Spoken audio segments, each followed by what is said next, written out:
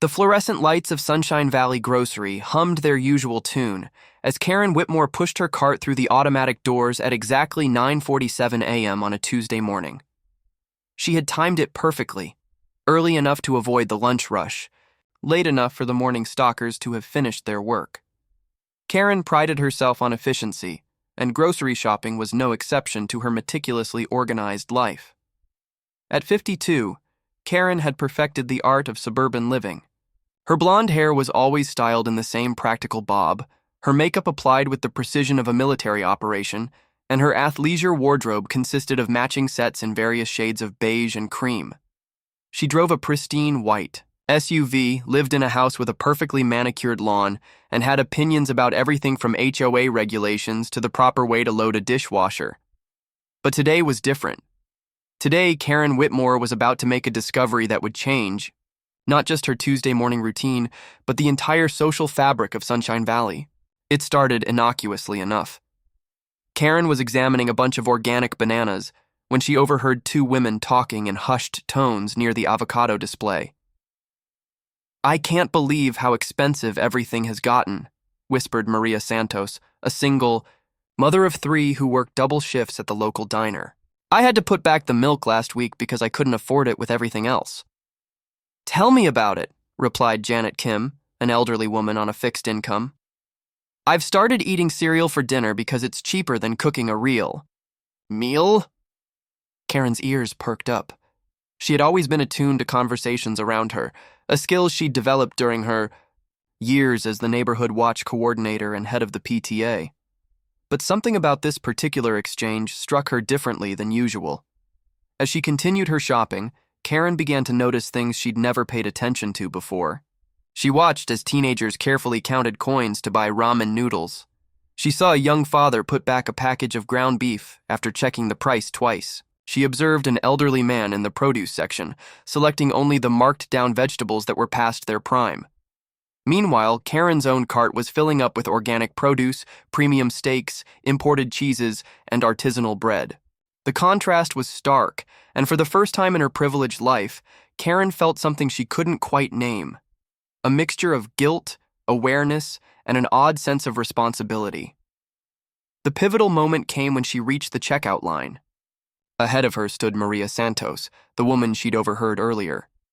Maria was fumbling through her purse, pulling out crumpled bills and counting them twice. The cashier, a teenage boy with kind eyes, waited patiently as Maria made quick calculations in her head.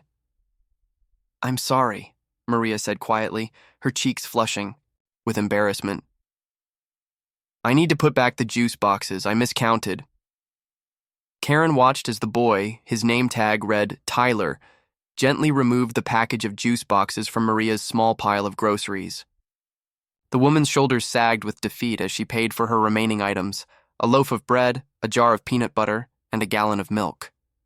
Something clicked in Karen's mind, not the usual click of annoyance or judgment that often accompanied her observations of others' struggles. This was different. This was the click of an idea forming, an idea so radical, so unprecedented, that it would have made her laugh if she weren't so suddenly, inexplicably serious about it. As Maria walked away with her meager groceries, Karen stepped forward to the cashier. But instead of placing her items on the conveyor belt, she made an announcement that would echo through Sunshine Valley for months to come. "Excuse me," Karen said, her voice carrying that particular tone of authority that had served her well in countless HOA meetings and PTA fundraisers. "I'd like to make a statement." Tyler looked up from his register, confused. Behind Karen, a small line was beginning to form, but she seemed oblivious to the growing crowd of shoppers. "I've been thinking," Karen continued, her voice growing stronger with each word, "about the nature of community, about what it means to live together in a society where some have abundance while others struggle to meet their basic needs." Tyler's expression shifted from confusion to concern.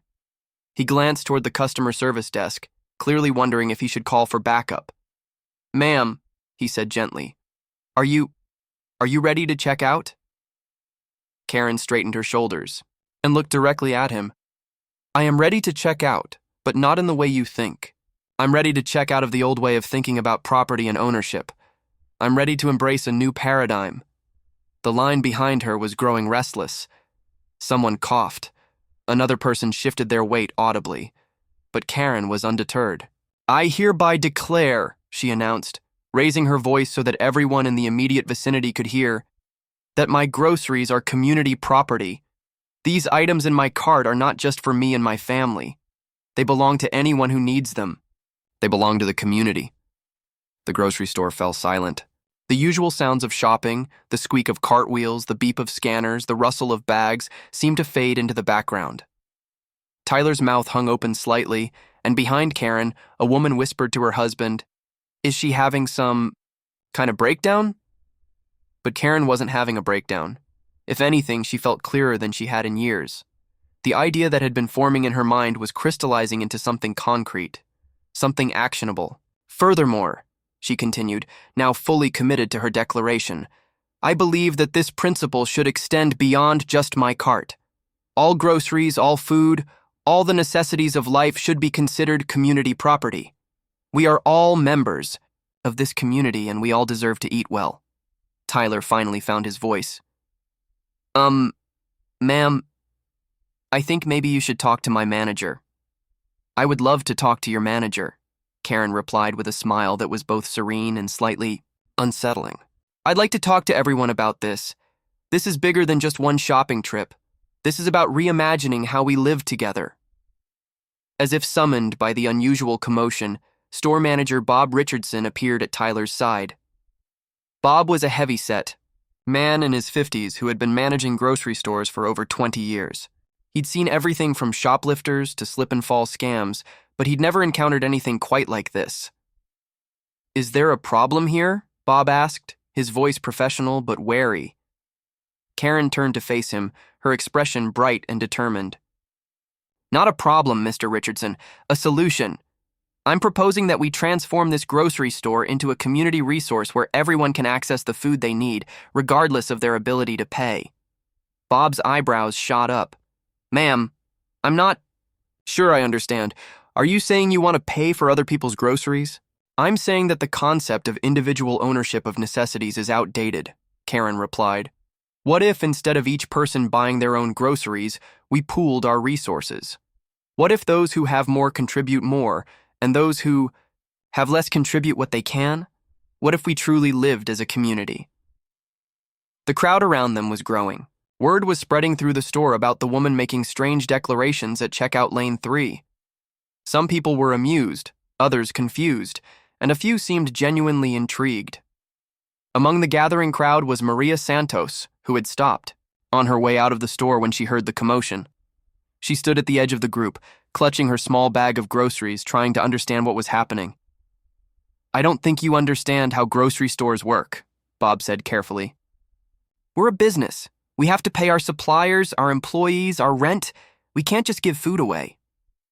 Karen nodded thoughtfully. I understand the current system perfectly well, Mr. Richardson. I'm proposing we change it. I'm proposing we evolve beyond it. She turned to address the growing crowd. How many of you have struggled to afford groceries? How many of you have had to choose between buying food and paying another bill? How many of you have watched your neighbors struggle while you had plenty? A murmur went through the crowd. Some people nodded, others looked uncomfortable.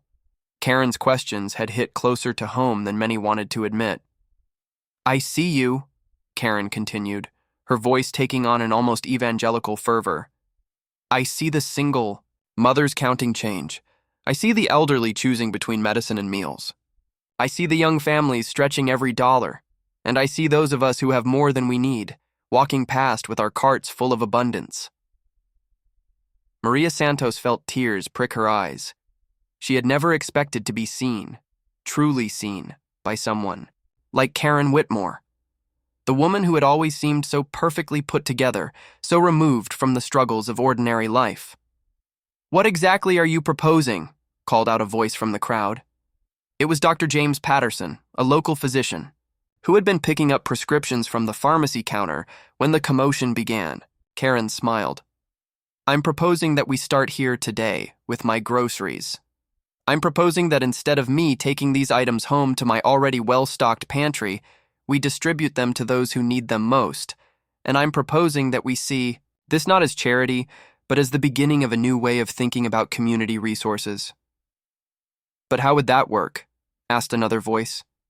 It was Sarah Mitchell, a school teacher who had been shopping for supplies for her classroom's snack program.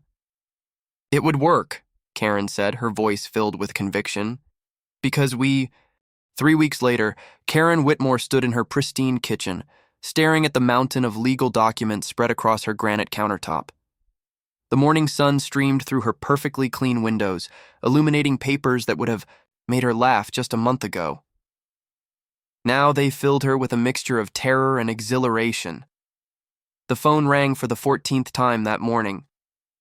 Karen glanced at the caller ID, another news outlet wanting an interview about the grocery store revolutionary, as they dubbed her. She let it go to voicemail, just like all the others. What had started as a spontaneous declaration in Sunshine Valley Grocery had spiraled into something Karen could never have imagined.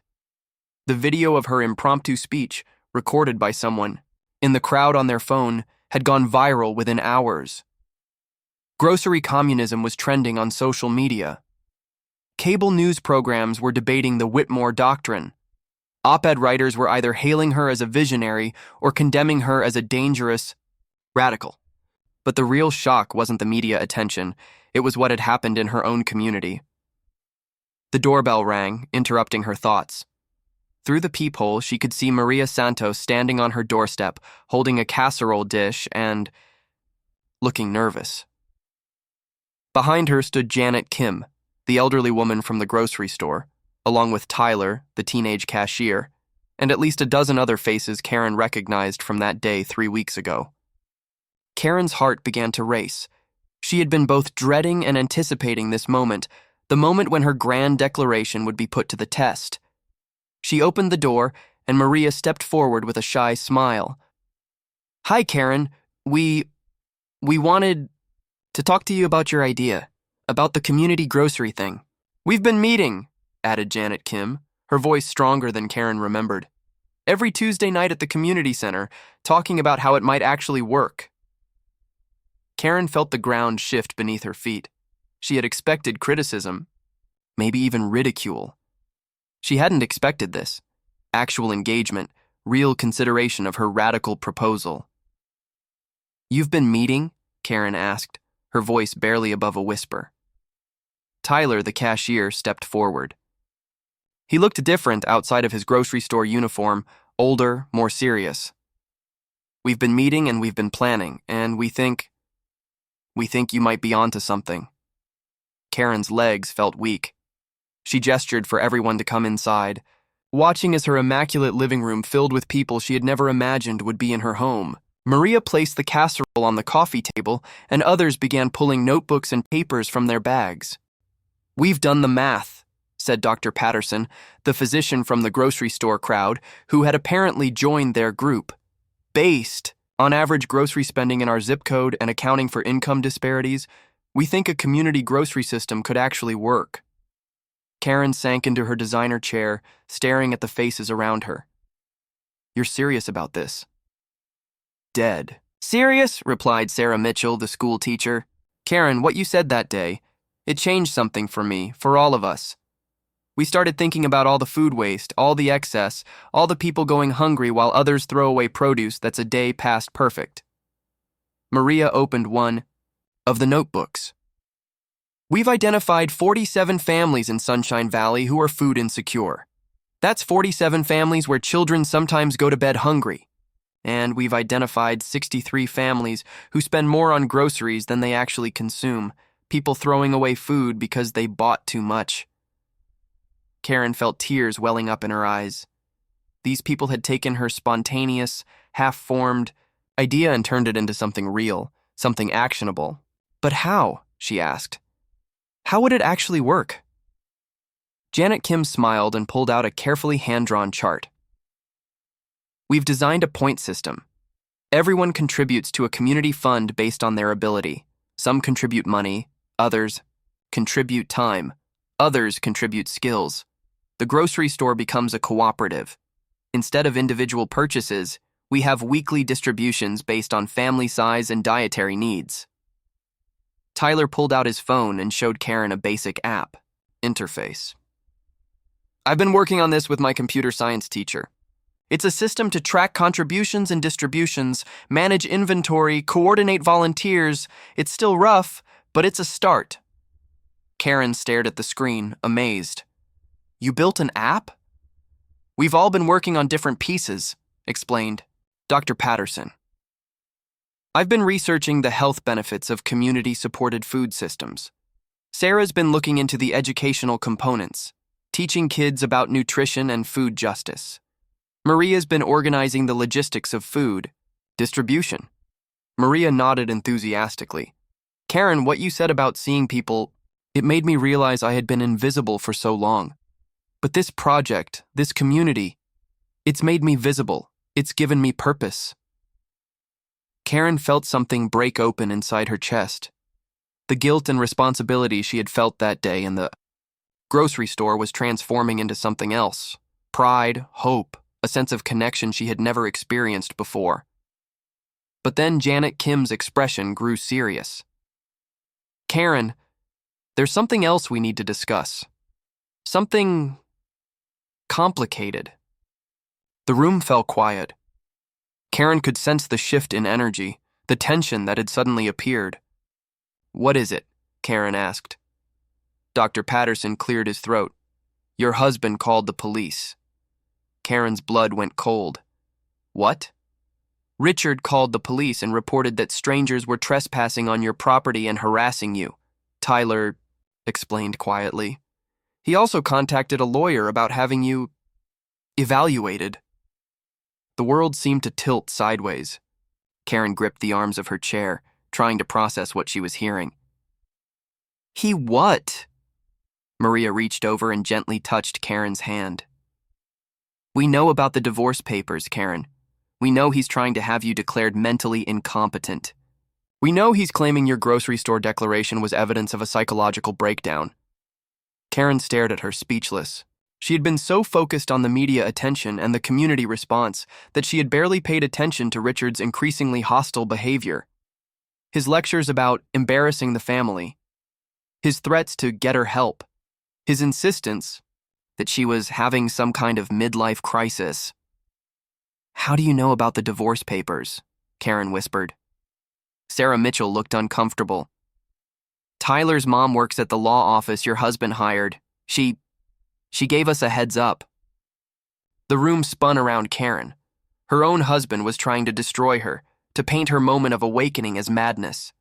He was using the system, the legal system, the medical system, the social system, to silence her, to put her back in her place. There's more, Dr. Patterson said gently. The grocery store is threatening to ban you. Corporate headquarters got wind of the viral video and they're concerned about liability. They think you might try to start some kind of protest or disruption. Karen felt like she was drowning. The walls of her perfect life were closing in, and everything she had built, marriage, social standing, financial security, was crumbling around her. But then she looked at the faces surrounding her. Maria, whose children would have better nutrition because of this project. Janet, who had found purpose and community in her golden years. Tyler, who had discovered his passion for social justice and technology. Dr. Patterson, who was using his medical knowledge to serve his community in a new way. Sarah, who was teaching her students about equity and cooperation. These people believed in her vision. They had taken her impulsive declaration and turned it into something beautiful, something transformative. What do we do? Karen asked quietly. Tyler leaned forward. We fight. We show everyone that this isn't the ravings of an unstable woman. We show them that this is a legitimate, well-researched, community-supported initiative. We've already started, Maria added. We've been documenting everything. The planning meetings, the research, the community support. We have testimonials from families who would benefit, studies on food waste and food insecurity, projections on economic impact. Janet Kim pulled out another folder. And we have this. She handed Karen a petition with dozens of signatures. Community members who want to pilot your grocery cooperative idea. People who are willing to testify about your mental state, your character, your positive impact on the community. Karen stared at the petition. tears streaming down her face. Her name was at the top, followed by Maria's, Janet's, Tyler's, and dozens of others, neighbors she barely knew. Strangers who had been inspired by her story, people who believed in the possibility of change. But what about Richard? What about the legal challenges? What about the grocery store? Dr. Patterson smiled. Leave Richard to us. We have our own lawyer now, someone who specializes in family law and community organizing. As for the grocery store, we're not trying to change Sunshine Valley Grocery anymore. We're starting our own. Karen's eyes widened. Your own? Sarah pulled out architectural drawings. The old warehouse on Elm Street. The owner is sympathetic to our cause. Her mother struggles with grocery bills on a fixed income. She's willing to lease it to us at below market rate. We're calling it the Sunshine Community Market. Tyler opened his laptop and showed Karen a more sophisticated version of his app. We've got the technology infrastructure figured out. Members sign up, contribute what they can, money, time, skills, or labor. The system tracks everything, ensures fair distribution,